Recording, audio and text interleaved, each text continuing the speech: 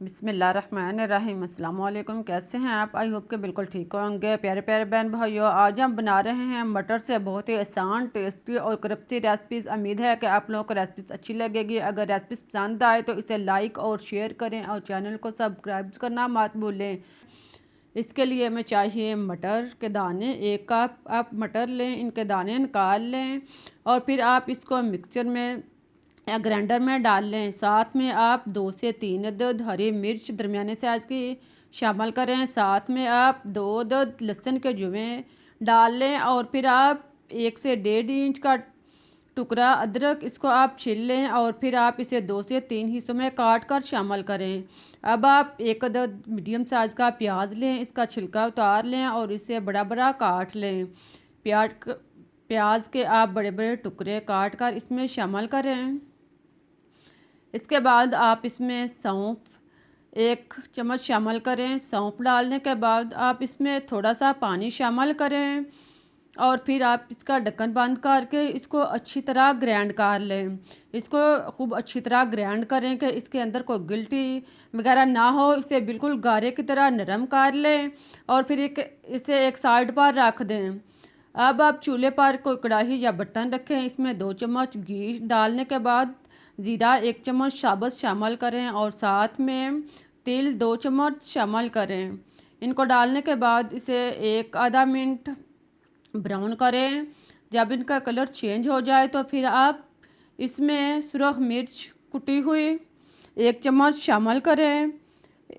इसके बाद आप इसमें 1 कप पानी शामिल करें और इसको मिक्स कर लें। इन सब चीज़ों को मिक्स करें और पानी को अच्छी तरह गर्म होने दें। जब पानी अच्छी तरह गर्म हो जाए, बॉयल होने शुरू हो जाए तो फिर आप इसमें मटर का मिक्सचर जो हमने तैयार करके रखा हुआ था वो इसमें शामिल करें और इसको मिक्स करें। इन सब चीज़ों को आप चम्मच चलाएं और खूब अच्छी तरह मिक्स कर लें। अब आप इसमें चाट मसाला 1 चम्मच शामिल कर लें। साथ में हरा धनिया कटा हुआ 2 से 3 चम्मच डालने के बाद इसको मिक्स कर लें। इन सब चीज़ों को डालने के बाद अब आप इसमें हल्दी पाउडर 1 चम्मच और खुश्क धनिया पाउडर आधा चम्मच डालने के बाद इसको मिक्स कर लें। साथ में आप नमक 1.5 चम्मच या आप टेस्ट के मुताबिक ले सकते हैं। नमक डालने के बाद इसको खूब अच्छी तरह मिक्स कर लें। देखें, इसको इन सब चीज़ों को खूब अच्छी तरह यकजां करें और फिर आप इसमें चावल का आटा 1 कप शामिल करें। चावल का आटा आप थोड़ा थोड़ा करके डाल सकते हैं। इस चावल का आटा आप 2 से 3 दफ़ा इसमें शामिल करें, थोड़ा थोड़ा करके इसमें डाल दें और साथ में इसको अच्छी तरह मिक्स करें। देखें, चम्मच लाते रहें और इसको अच्छी तरह मिक्स करें और इसको गाढ़ा होने तक पकाएं। जब आटा जो है वो खूब अच्छी तरह गाढ़ा हो जाए, सख्त हो जाए तो फिर आप चूल्हा बंद कर दें और इसे ठंडा होने के लिए रख दें। इसके बाद आप इसे किसी बाउल या बड़े से परात वगैरह में निकाल लें और फिर आप इसमें गंदम का आटा आधा कप शामिल करें। गंदम का आटा डालने के बाद इसको खूब अच्छी तरह मिक्स करें और इसको गूंद लें। इसको खूब अच्छी तरह गूंदें। इसे कदरे सख्त रखकर अच्छी तरह गूंद लें।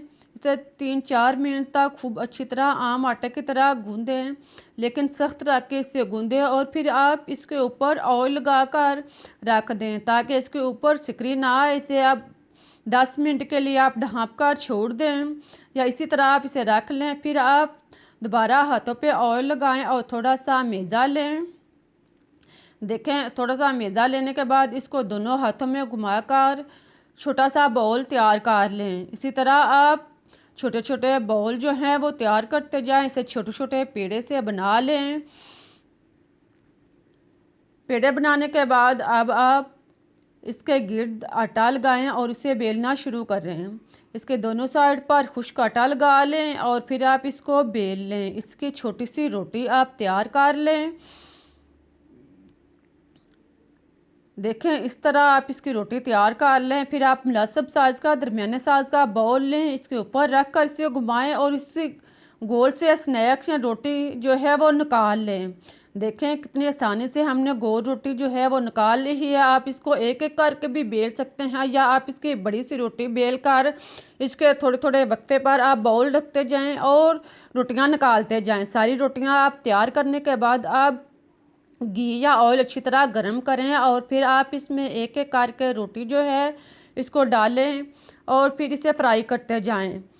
साथ में आप इसको चम्मच से दबाते जाएं, इसके ऊपर ऑयल डालें। आप देखेंगे कि जैसे जैसे आप दबाते जाएंगे तो रोटी जो है वो फूलना शुरू हो जाएगी, ये पूड़ी की तरह बन जाएगी। इसी तरह आप एक के बाद दूसरी रोटी इसमें डालें और इसी तरह ये अमल दोबारा दोहराएं। इसके ऊपर आप चम्मच से ऑयल डाल लें और इसको ऊपर से दबाएं। जैसे ही आप दबाते जाएंगे तो ये रोटी जो है फूलना शुरू हो जाएगी और पूरी पूरी की तरह बन जाएगी। देखें रोटी जो है वो फूलकर गुब्बारे की तरह बन चुकी है। इसी तरह आप इसके ऊपर ऑयल डालते जाएं और इसको दोनों साइड से ब्राउन होने तक अच्छी तरह पकाएं।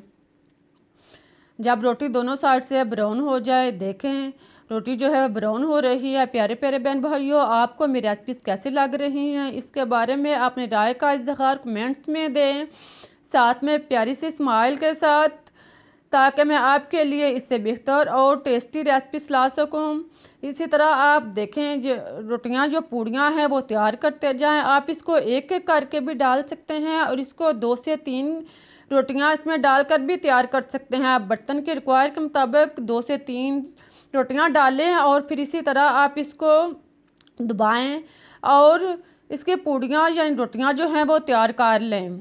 देखें साने के साथ हमने 3 से 4 पूड़ियाँ जो हैं वो एक वक्त में तैयार कर ली हैं। जब दोनों साइड से अच्छी तरह ब्राउन हो जाएं तो आप इनको निकाल लें। देखें पूड़ी जो है वो कितनी अच्छी और टेस्टी तैयार हुई है। बाकी पूड़ियाँ भी आप निकाल लें। बनाने में ये बहुत ही आसान और खाने में बहुत ही टेस्टी रेसिपी है। आप ये मसाला मटर पूड़ी जब एक दफ़ा बनाएंगे तो इंशाल्लाह रोज़ बनाने पर मजबूर हो जाएंगे। आप इसे खुद खाएं, बच्चों को दें, मेहमानों को दें। इसको चाय के साथ ले सकते हैं, चटनी या केचप के साथ ले सकते हैं। बहुत ही मज़ेदार रेसिपी है, आप ट्राई करें। मुझे इजाज़त दें, फिर मिलते हैं एक नई रेसिपीज़ के साथ। लेकिन मैं आपको जाते जाते याद दिलाती जाऊँ कि रेसिपीज़ को लाइक करना और चैनल को सब्सक्राइब करना मत भूलिएगा। इस दुआ के साथ कि अल्लाह आपको हमेशा खुश आबाद और मुस्कुराता रखे। फिर मिलते हैं एक नई रेसिपीज़ के साथ, तब तक के लिए अल्लाह हाफिज़।